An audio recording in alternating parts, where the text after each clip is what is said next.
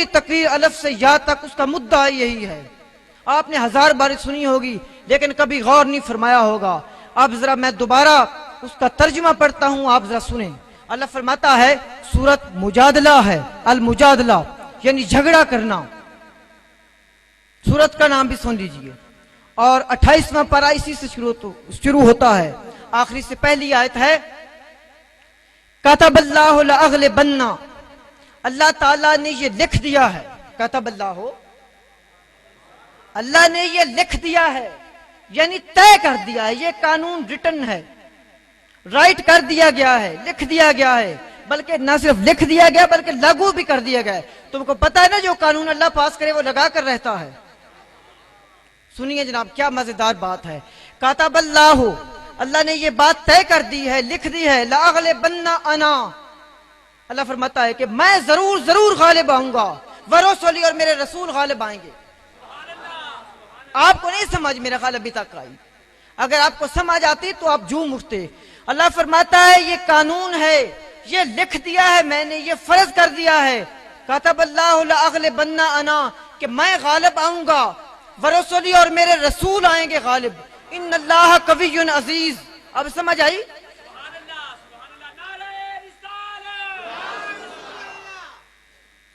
بھائی اللہ تو غالب ہے ہی ہے, ساتھ رسولوں کو غالب کرنے کی ضرورت کیا ہے؟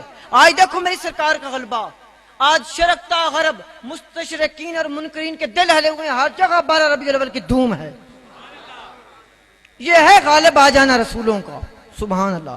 کتب اللہ لأغلبن انا, میں, اللہ فرماتا میں اللہ غالب آؤں گا. ورسولی, کیوں؟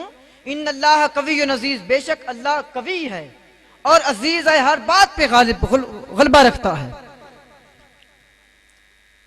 بات میرے عزیز, یہ آیت آپ کو اس لیے سنائی ہے, اللہ تعالیٰ نے اپنا گروہ منتخب فرما دیا. فرماتا ہے میں اور میرے رسول یہ ایک پلڑے میں ہیں, اور یہ میرا فیصلہ ہے. چونکہ میں خلاق کائنات ہوں, میں چونکہ رب ہوں, یہ میرا فیصلہ ہے کہ میں غالب آؤں گا اور میرے رسول غالب آئیں گے.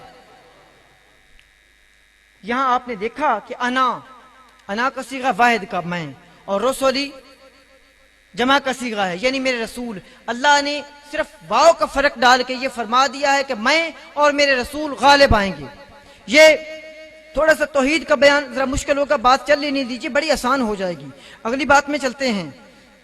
یہاں اپنے لیے اللہ تعالیٰ نے واحد کا صیغہ بیان کیا ہے, لیکن کبھی کبھی آپ قرآن کی بلاغت دیکھیے کہ یہی واحد کا صیغہ اللہ تعالیٰ کے لیے جمع کا صیغہ بولا جاتا ہے. چونکہ بڑی آسان ہے. وَرَفَعْنَا لَكَ ذِكْرَكَ, ہم نے بڑھا دی تمہاری عزت اور تمہارا ذکر. اے رسول ہم نے آپ کا ذکر بلند کر دیا. یہاں جمع کا صیغہ آ گیا, وہاں پیچھے واحد کا صیغہ تھا. اس سے اگلی بات سنیے. سرکار کی اہل بیت کے بارے میں ایک آیت ہے, انما یرید اللہ لیذھب عنکم الرجس اہل البیت ویطہرکم تطہیرا,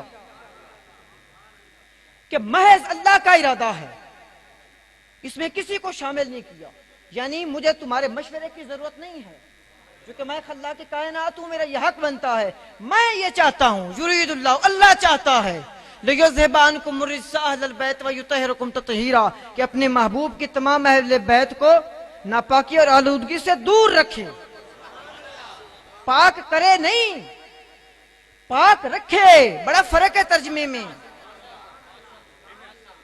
پاک تو وہ کیے جاتے ہیں جو پہلے سے ناپاک ہوں. اللہ فرماتا ہے یہ اللہ کا ارادہ ہے. اور دوسرا اس میں اللہ کی دھمکی کیا ہے؟ فرماتا ہے کہ میں خلاق کائنات ہوں, مجھے تمہارے مشورے کی ضرورت کیا ہے؟ میری منشا یہی, اور جو میری منشا ہوتی ہے وہ ہو کر رہتی ہے. ارے تکبیر لگائیں ایک بار زمین پانی کو.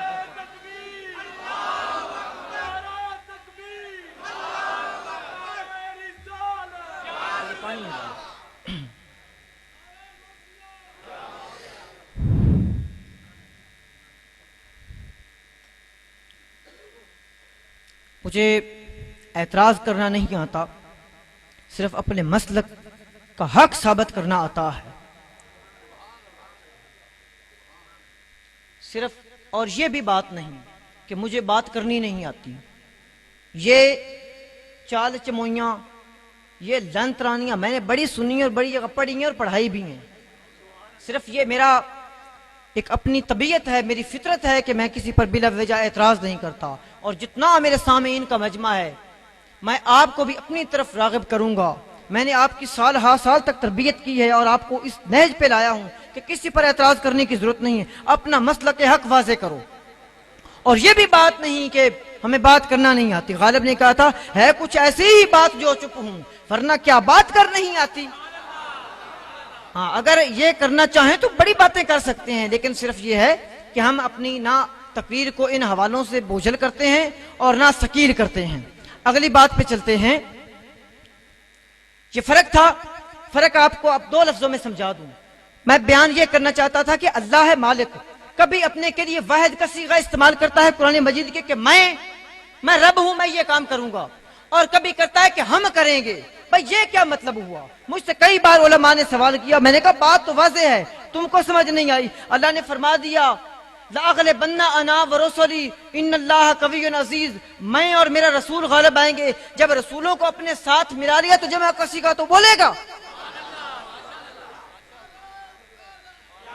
پھر جمع کسی کا تو بولے گا۔ پھر جب اپنے ساتھ ملا لیا ہے تو 2 نہیں 2 4 رسول کتنے ہیں؟ فرماتا ہے سب غالب آ کر رہیں گے، یہ اللہ کا فیصلہ ہے۔ اگلی آیت پہ لے کے چلتا ہوں آپ کو، اگلی وادی میں چلیے۔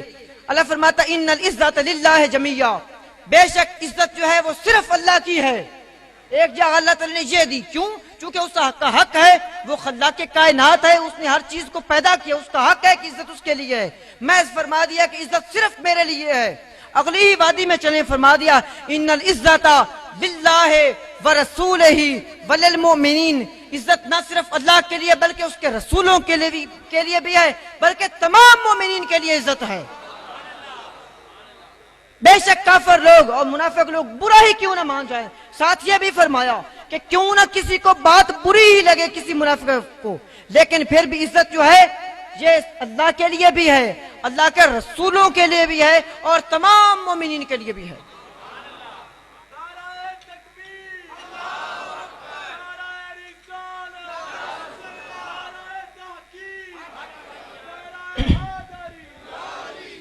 جب ذاتی حکم نافذ کرنا ہو اللہ تعالیٰ نے، سب لوگ کہتے ہیں نا کہ آپ جو سنی لوگ ہو نا، کبھی آپ کو میلاد کی محفل کا بیان کرنا پڑے تو آپ توحید کو خالی کر دیتے ہو، یعنی توحید کا حصہ چھوڑ دیتے ہو، صرف رسالت بیان کرتے ہو۔ اور ہرگز ایسا نہیں، آج توحید کا بیان آپ نے سنا، یہ ہے توحید۔ ہم کسی من گھڑت توحید کو نہیں مانتے، بات دراصل یہ ہے ہم من گھڑت توحیدوں کو نہیں مانتے۔ یہ توحید ہے کہ توحید نہیں ہے؟ اللہ اپنا بیان کرتا ہے، اپنا تعارف کرواتا ہے، یہ توحید ہے۔ میں نے پچھلی بار بھی آپ کو کہا تھا، فرق صرف اتنا ہے کہ جب اپنا ذاتی رائے دینی ہو، اور رائے بھی ہمارے جیسے لوگوں کو نہیں، اپنے فرشتوں اور اپنے رسولوں کو، پھر فرماتا ہے انا، میں خدا ہوں اور میں یہ چاہتا ہوں۔ جب بات کنفرم ہو جائے، مشیر اس کے کہہ دیں، نہیں آپ سمجھے، مشیر اللہ کے کہہ دے کہ مالک بالکل بات ٹھیک ہے، مشیر کون ہے؟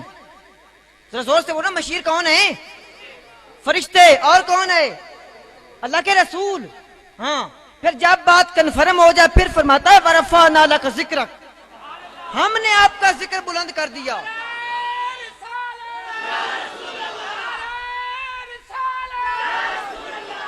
اگلی بات سنیے، اور یہ کئی جگہ آیا ہے، وَنَحْنُ نَزَّلْنَا الذِّكْرَ وَإِنَّا لَهُ حَافِظُونَ، سارے جمع کے صیغے ہیں، ہم نے قرآن کو اتارا، ہم اس کی حفاظت کریں گے۔ یعنی کیا، کون کرے گا حفاظت؟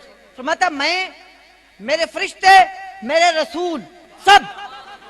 اور یہی بات ہے وَرَفَعْنَا لَكَ ذِكْرَكَ کہا جائے تو فرماتا میں نہیں، میں بھی، میرے رسول بھی، میرے فرشتے بھی، سب آنے والے محبوب کا ذکر بلند تر کریں گے۔ جن کی 50-60 سال عمر ہے، یا جن کی اس فقیر جتنی 35-33 سال بھی عمر ہے، آپ جانتے ہوں گے جو آپ کے بچپن میں میلاد منایا جاتا تھا وہ آج جیسا نہیں تھا، اس کی رونق کچھ کم ہوا کرتی تھی، آج ہر جگہ ڈنکے بج رہے ہیں۔ اور فقیر کا یہ دعویٰ ہے، یہ آیت اس بات پر دلیل ہے، جوں جوں وقت گزرتا جائے گا، سورہ والضحیٰ کی آیت ہے وَالْآخِرَةُ خَيْرٌ لَكَ مِنَ الْأُولَىٰ، کہ ہر آنے والی گھڑی آپ کی جانے والی گھڑی سے بہتر ہے۔